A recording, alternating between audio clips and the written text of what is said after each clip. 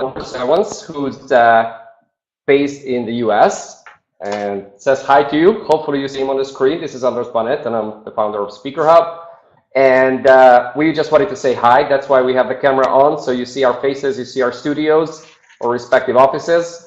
But in order to focus on the presentation, we'll turn the cameras off so you have a chance to see the slides. And Mo will be sharing with us a lot of ideas about creating a tribe of fanatics for your speaker brand. And having done our quick introduction and a visual introduction, I'll turn the cameras off and then move to the slides because we want to make sure we respect it. And Mo, I'd suggest to turn off the cameras as well, and then we can get started with the presentation. While that's happening, a few words before we get started is that you're very welcome and encouraged to ask questions right here in the webinar platform in the chat box. And if there are questions that we don't have time or the ability to answer right away, we'll follow it up through email. And then the webinar recording will be shared with you. So will be the slides within a few days, and we're also doing a transcript, so you'll be able to read all the wisdom and the insights that Mo will be sharing with us. So without any further ado, I'll pass the floor to our speaker today. Mo, the floor is yours. Thank you so much, Andres. I really appreciate that, those kind words. And man, I am excited to be here. It is so good to be able to share with everybody here today. Oh man, this is going to be really, really good. I'm pumped up about this because I love talking about tribes. I love sharing about this because this is probably one of the most revolutionary concepts that I get to teach others. This is something that really goes back very far, from fan-based development to cultural influence. This is tribes. If you can, as a speaker, as a business owner, as an entrepreneur, if you can grab this concept of tribes, man, you can really do some awesome things. I really want to thank you, Andres, for asking me to be a part of these master classes that are going on with Speaker Hub. Speaker Hub, you guys are really great. I appreciate the patience that you guys have shown. I know that dealing with a bunch of speakers is probably like a special thanks to Miss Esther, who at the last minute really rescued me from some technical issues. So man, I love you guys. I really appreciate how you guys have put this together and the level of excellence that you do this with. So thank you so much for that. Man, I want to just really let you know that this is going to be very quick, a lot of information. So you're going to want to, when the transcripts are made available or the recording, you're definitely going to want to get that because we're going to give you a lot of stuff, a lot of concepts really quick. One of the things that I hate about webinars when I get on them is sometimes it seems like it's just a lot of fluff, right? And so it isn't always the speaker's fault that that happens. Sometimes it's just that they're giving a summary. They're giving a bird's eye view. And so those who are more advanced tend to get frustrated. And then sometimes it's too much content in there. It's too deep that people who are just getting started miss the point. So I'm going to try my best to, in the next 25 minutes, give you a sweet spot where it's going to be a bird's eye view, an overview. I'm going to talk about a lot of things. But then at the end, I'm going to give you a 5-step action plan that you can take. 5 steps that you can take to actually make this happen and start to build your tribe. So hang tight, get your notes. If you have paper, pen, pull out notepad or your phone or however you do that, because this is happening right now, guys. This is for real. This is not a drill.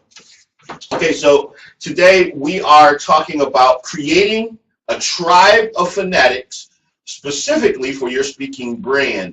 And this is important because one of the things that I share with the students that I mentor is that as speakers, you're not just getting on a stage, you're not just at a platform or a podium, you're not just on your podcast or whatever it may be, but you are an entrepreneur, you're a business owner.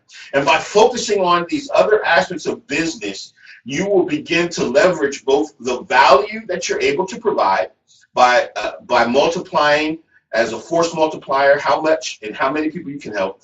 And at the same time, you're naturally, because you're providing value, going to be able to exponentially multiply your profitability, which is important because we have to pay the bills and we have to be able to grow.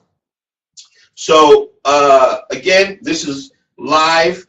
So there's a chat box over here. Go ahead and ask some questions. Andres has permission to jump in and interrupt me in the middle of this conversation if you post a pressing question. So feel free to let him know, say, hey, Mo, we need to know this, stop talking, answer this question. And remember that over the course of the next week, there'll be a recording and slides. So you'll get to see the very same slides, you'll get to hear the recording, and then in a couple weeks, you guys will get a transcript of that. So you don't have to worry about that. Some of you guys who are note takers, hello, all you people out there, Anderson in Texas, Bernadette in Georgia, Karen, North Dakota, oh, Aruba, hey, Stan, we see you guys out there. Appreciate you coming on here. I love my job, man. I love seeing people from all over the world. You guys are amazing. If you don't know, my name is Maurice W. Evans, and we are friends now, so feel free to call me Mo. I'm an author, I'm a speaker, I'm a trainer. And today I am going to be explaining to you how to create a tribe of fanatics.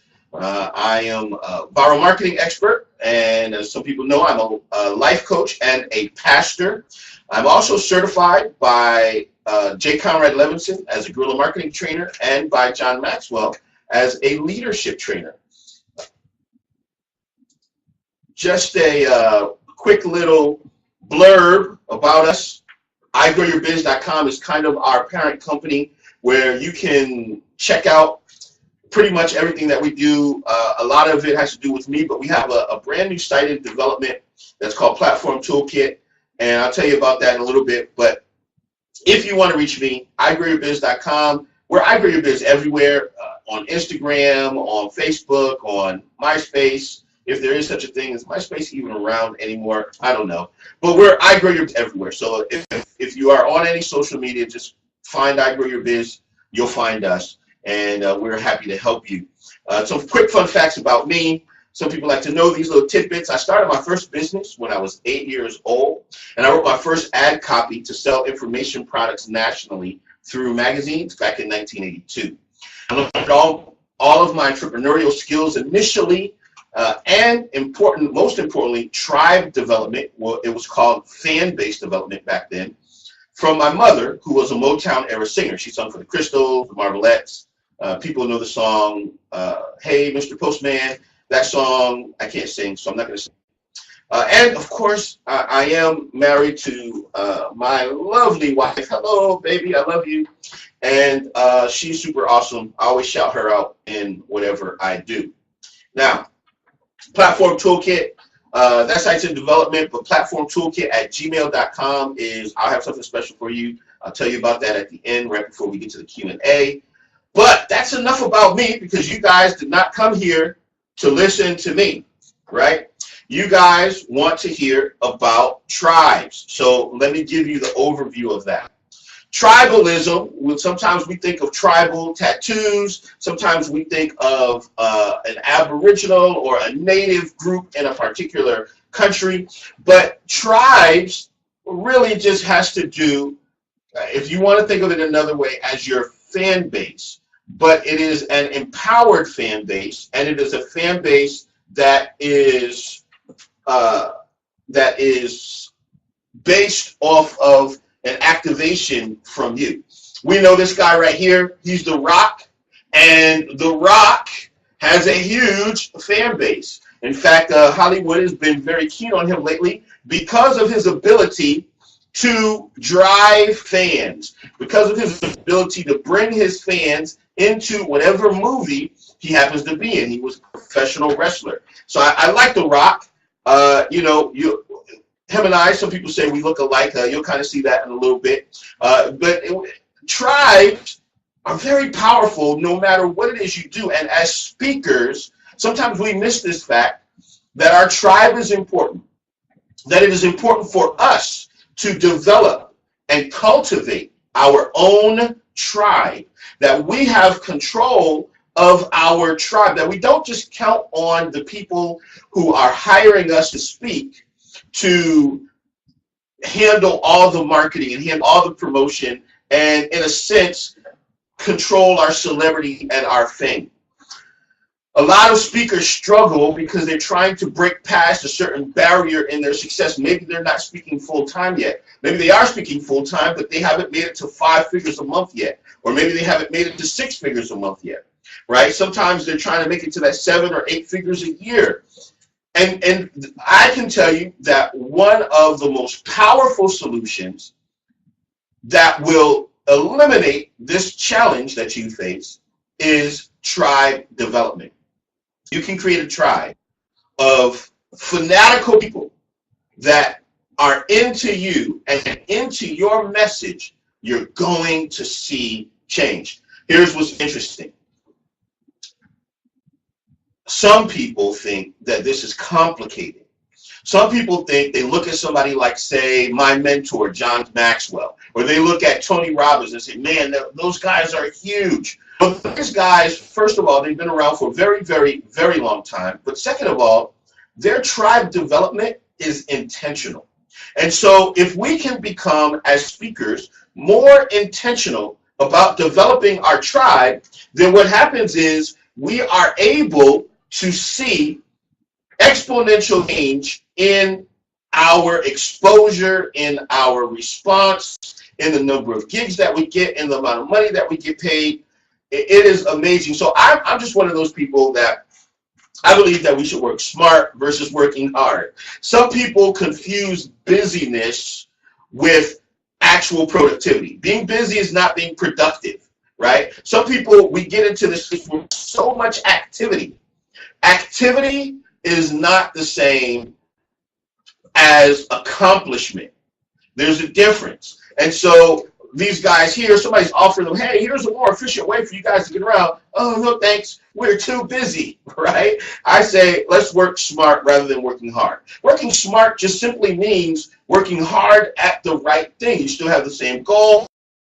You're still doing things. It's just the manner in which you go about doing it that makes the difference. So let's work smart rather than working hard towards building our tribes. And I think one of the biggest myths about the speaking thing, because there's so much of a creative and imaginative element to each speaker, has a different style and a different method and a different stage presence, a different way that they handle themselves, and how exciting and entertaining and all these things. So we get caught in the entertainment and the art side of it. But the reality is, when we're talking about our personal success, we're talking about our personal development, when we're talking about being entrepreneurs, this is so much more science than it is art. Science is good and art is good. Separate, they're not necessarily that good. But there is a science to becoming a highly paid speaker, and your art just makes it better. Your art is just icing on the cake. Here's the good thing about science versus art. If you look at Tony Robbins, if you look at John Maxwell, if you look at your favorite speaker and you see them and you look at just the art, it's going to be very difficult to reproduce and duplicate what they do, because you're not them and your style is not theirs and you don't have their creativity and their artistic ability. And it's really easy to get discouraged and frustrated. Oh man, I could never be like that. That's not true, because you're looking at just the art. When you look at the science, this side right here, the science side, that is the side that is reproducible. Why? Because science has to do with formulas. Science is based off of logic. Science is something that can be recreated. Science is so simple that you can have toy science, right? You can give a science kit to a child, and if a child follows those directions, then they will be able to make the colors change, make the water boil, make it turn to crystals, whatever it is the experiment may be, they're able to do that. Why? Because they follow the formula. Another word for formula is a recipe. Now, you may not be a good cook, but almost anyone who can follow directions can follow a recipe. You just get yourself a bowl and you put in the butter and the sugar and the eggs and the milk and the flour, mix it all together, you put it in the tin, you bake it. That's it. That's all it takes. Now, some people want to add raisins and walnuts into the mix. Some people later on have multiple layers of icing. Some people top it with strawberries. See, that's the art part. But the basic science of it, to get a good chocolate cake, man, anybody can make that by using the basic formula, the basic recipe. So this is the same with your success as an entrepreneur. I want you to get this principle, because you may think that this is unrelated, but the reality is when it comes to building your tribe, it's also a recipe. It's also a formula. And when you understand that your success is based off how intentionally you do the basics of the formula, and then you add your art on top of the science, that is what turns you into that high-paid speaker. That's what turns you into that well-known speaker. That's what turns you an in-demand speaker, right? Man, I'm getting fired up. I don't know if you're fired up. You should be excited over there. Can you smell what the rock is cooking or the Mo is cooking? Remember I said that we get confused a lot? That's me. That's an actual picture. That really is me. If you see me in person, that's exactly how I look. You can see the tie, right? This is my actual tie right there. That's actually my face. The body's the rocks, but you can see how we can be confused, right? Listen, I want to warn you. I don't want anybody to get upset here. There's a lot of people here, and some people get upset over what's happening. I'm just kidding about the blood and the gore. There's no dead bodies, but this topic sometimes is sensitive for people. I don't want you to get upset about the topic. I want you to get the content, because I'm going to share with you a couple of examples of exactly how tribalism has impacted the world, whether you're a part of this tribe or not, and then I'm going to show you exactly how to do it, okay? I want to be respectful here with this next slide, and that's why I have this warning here, to remind me to warn you, because I discovered something that is offensive to some people for different reasons. And so this person that I'm about to show, according to the people a part of this tribe, you are not supposed to show a picture of this individual. So, because we don't want to show a picture of this individual, I'm going to show you somebody with the same name who's similar. Okay? This guy right here, Muhammad Ali, great boxer worldwide. Everybody knows him. But I'm talking about this guy, the Prophet Muhammad, who in the Quran started the religion of Islam. Now, why is he important? Because he started a political movement and a political change, and a couple thousand years ago he did this, and there's a huge tribe of Muslims to this day as a result of this guy Muhammad. Let me tell you about another tribe. This guy right here, Martin Luther. Now, Martin Luther, back in almost 500 years ago, on October 31st, 1517, he created something called the Disputation on the Power and Efficacy of Indulgences, also known as 95, right? Basically, he put some questions and some propositions. He went to the door of the Wittenberg Castle Church and hammered this on there, and this changed culture for the last 2,000 years. He protested against the Roman Catholic Church, and those people, these protesters, these Protestants, are now known as Protestants all over the world because of this guy, Martin Luther, started a new tribe. His tribe came from this guy right here. Well, not this guy, an earlier guy, but a guy like him, the Pope, the Roman Catholic tribe. Again, guys, don't get caught up on the fact we're talking about religion here. I want you to pay attention to what's happening. The Pope is the guy for the Roman Catholics. But just like Martin Luther, the Pope is an offshoot of the Orthodox Church, right? Roman Catholic Church. And the Roman Catholic Church started from another guy 2,000 years ago. Roman Catholics, Orthodox, Protestants, all go back to this guy, Jesus. Now, this picture actually came from a Lutheran church, who they still follow the exact traditions of Martin Luther, right? And this is a picture of Jesus. Well, it's an artistic impression of him. We don't have a photograph of him, right? So Jesus, again, started from the Jewish religion, Jewish tradition.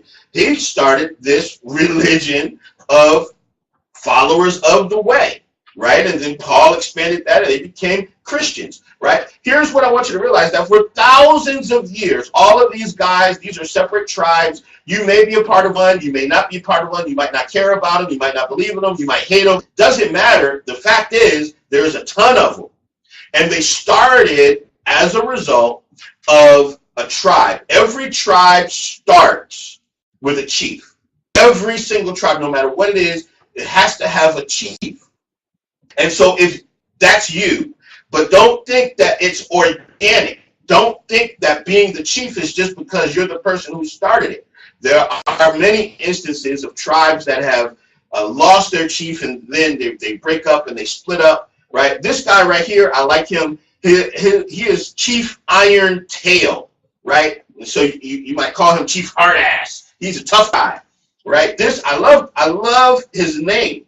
This guy was strong in his particular tribe. You have to do that. You have to be strong. You have to be able to be the alpha leader for your tribe. If you're going to interject for a second, just to interject for 1 second. And I think that I think a lot of people would think that you need to sort of find the ones who will follow you, and then you will become that leader, or you're going to be that sort of tribe leader. And I think that for a speaker, finding your brand and finding your identity and finding your niche is the one which is going to bring those followers on, and not the other way around. So it's finding the unique message that you're putting out there that can make your speaker brand stand out as a result. Would you agree? Absolutely. 100%. Absolutely correct. You have to know why you're doing what you're doing. You have to know the mission that you're putting forth. You have to be clear on your brand, right? And this is what we're getting into now, because the brand of who you are determines who aligns with your tribe, right? Again, I'm sorry for the people who got offended because I talked about some religious folk, but these are the largest tribes that are out there, okay? People follow those brands. People follow those tribes. You may or may not. It's okay. The thing about it is that... Sorry, because there's a tiny time lag, hence it seems I'm interrupting, which I hope I'm not doing, but because of the voice. You're good. But I wanted to ask you, so how do you find your not necessarily just the followers, and I know you will talk about that, but how do you find your unique topic, your unique brand, your unique angle? So your unique brand and your unique angle has to do a lot with your story, right? Your experience, who you are, what you have come through. Most of the time, people don't recognize their own brand because they have self-limiting beliefs. They don't realize that they are valuable. Whatever education, whatever experience, whatever life lessons that you have learned, whatever certifications you have, whatever topic you're focusing on, whatever it is, your story is valuable, and therefore your voice is valuable, because your story may be just a thing that somebody needs, and not everybody's going to connect with your story, and that is okay. The people who connect with you, the people who connect with your story, are going to become the ideal people to incorporate into your tribe. What happens is we attract people who are like ourselves, right? Why don't we move on to the tribe creation, because I understand from the audience that they'd like to see the specific steps. Absolutely. We'll get to that. Let's get to this next piece here, and then we'll get right into that. This foundation, I know people want to just jump to the steps, but this foundation is important, because otherwise you're not going to be able to do the steps. Oh, this could be 3 seconds long if I just listed the 5 steps, right? But what we want to do is we want them to understand those steps. This Sure. piece right here, being intentional about being the leader, is part of the first step. If you don't understand this alpha leader part, if you don't understand that every tribe has the alpha leader, when I give you step one, you won't be able to do it. Because you're going to say, well, how do we do that? And then we'll come right back to here, right? So this alpha leader, super important. Here's the old way and the common way. What most people think is the way to do things, and this is not how you do it. So let's look at this right here. Most people think that it's all about getting a crowd. This is just an average everyday street. There's a crowd of people who say, oh, there's a crowd. From that crowd, I am going to be able to do some things. What I'm going to do is I'm going to turn this crowd into an audience. Well, then that forces you to do one thing. That forces you to begin to broadcast. Okay? And that's fine.